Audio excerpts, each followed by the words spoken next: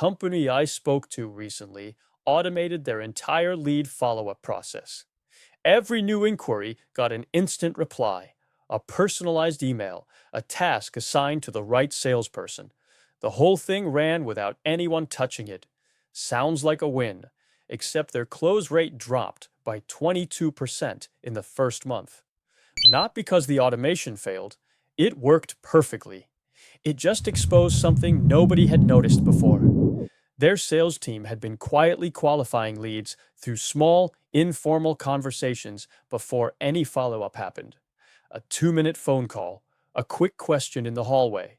Nothing documented, nothing in the CRM. But it mattered. When the automation took over, those conversations stopped. Every lead got treated the same, and suddenly, salespeople were spending time on prospects who were never going to convert. The automation did exactly what it was told to do. That was the problem. Before I go further, quick note. This is an AI clone of me. I use it because AI is not something I just talk about. It is part of how I work every day. If you're someone who runs a business and wants to understand AI without the noise, consider subscribing. This channel is about calm, grounded analysis of what actually happens when companies start using this technology. Now, back to the story. What happened to that company is not unusual. In fact, it is the most common outcome I see. Businesses look at a process that feels slow or manual. They identify it as a bottleneck. They automate it, and then something else breaks. Not the automation itself, something around it. This is what I call the ripple problem. Most internal business processes are not standalone tasks. They are connected. They depend on each other in ways that are rarely written down. When you automate one step, you change the speed, the format, or the logic of that step. And every step that touches it has to absorb that change.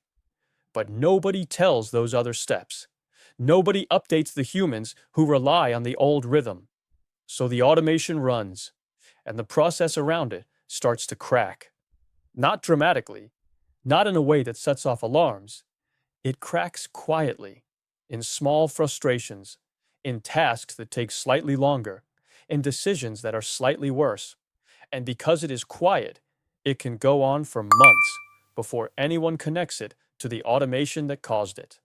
Here is another example. A services company automated their appointment scheduling. Clients could now book directly online. No phone calls, no waiting. But their operations team had always used those phone calls to gather context. What the client needed, how urgent it was, whether they should allocate a senior team member or a junior one. All of that information disappeared overnight. The calendar was full. The team showed up, but they were constantly mismatched. Senior people on simple jobs, junior people on complex ones. Client satisfaction dropped, and nobody could figure out why. Because on paper, everything looked more efficient. Faster bookings, fewer missed appointments. The dashboard looked great. The reality was different. This is something most people miss about AI automation. The numbers can improve while the actual outcome gets worse.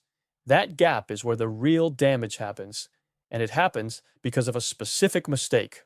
Companies automate what is visible. They target the task they can see and measure. But the real value in a process is often in the invisible parts. The judgment call a receptionist makes before transferring a call. The way a project manager adjusts a timeline after a 5-minute conversation. The instinct a warehouse lead has about which orders to prioritize. None of these things show up in a workflow diagram. None of them get documented in a process map. But they are load-bearing. They hold the whole thing together. And when you automate around them without realizing they exist, you do not just lose efficiency. You lose the thing that made the process work in the first place. This is why I always say the real job is not building the automation. The real job is understanding the process deeply enough to know what should be automated and what should not. That is a strategy problem, not a technology problem. If you are finding this useful, a like helps more people find this kind of content. Now let me take this one level deeper. there is a second-order effect that almost nobody talks about. When an automation breaks a process, the people inside that process start building workarounds. They create shadow systems, side spreadsheets, private group chats where they coordinate the things the automation cannot handle. Manual steps they quietly add back in because the automated version does not work for their reality. And here is the danger. Those workarounds are invisible to leadership. The dashboard still shows the automated flow. The reports still show improved speed, but underneath, the actual work has become more complicated, not less. You end up with two processes running in parallel, the official one and the real one, and no one is managing the real one. I have seen this pattern in companies of every size. A restaurant that automated their reservation system but had hosts manually calling back half the bookings because the bot could not handle party size changes or special requests. The owner saw fewer missed calls on the dashboard. The hosts were making more calls than ever. A logistics firm that automated dispatch but had drivers texting each other in a private group chat to swap routes because the system did not account for real-time road conditions or client preferences that only experienced drivers knew. Management saw faster dispatch times. The drivers were working harder to fix what the system got wrong. A marketing agency that automated their weekly client reporting but had analysts spending every Friday afternoon rebuilding the same reports manually because the automated version pulled data from the wrong sources and blended metrics that should have been kept separate. The CEO saw reports delivered on time. In every single case, the automation was live. In every single case, leadership believed it was working. And in every single case, the team was doing more manual work than before the automation existed. My company builds AI automations and voice agents for businesses. That is what we do every day. And I am telling you this because the biggest risk is not that the technology fails. The biggest risk is that it succeeds at the wrong thing.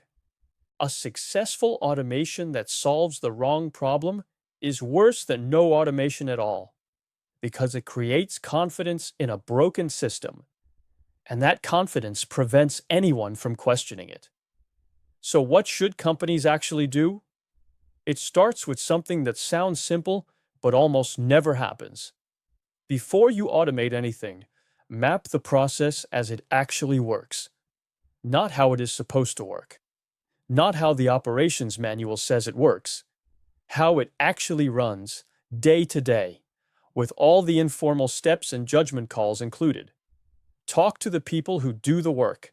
Ask them what they actually do, not what their job description says.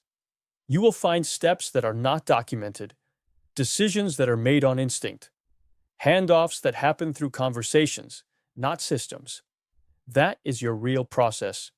And only when you understand that can you make a good decision about what to automate. Sometimes the answer is to automate the whole thing. Sometimes the answer is to automate 3 steps and leave 2 for humans. Sometimes the answer is to not automate at all, but to redesign the process first, and then automate the new version.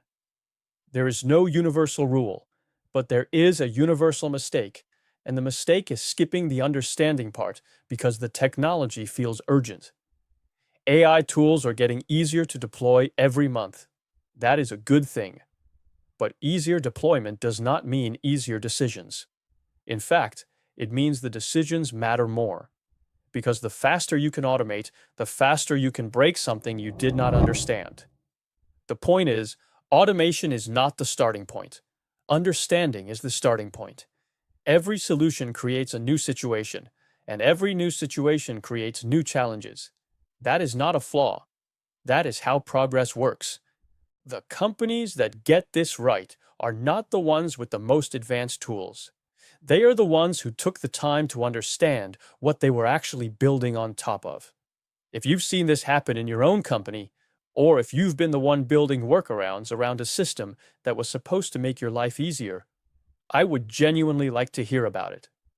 Drop a comment, because the more we talk about this honestly, the better decisions everyone makes.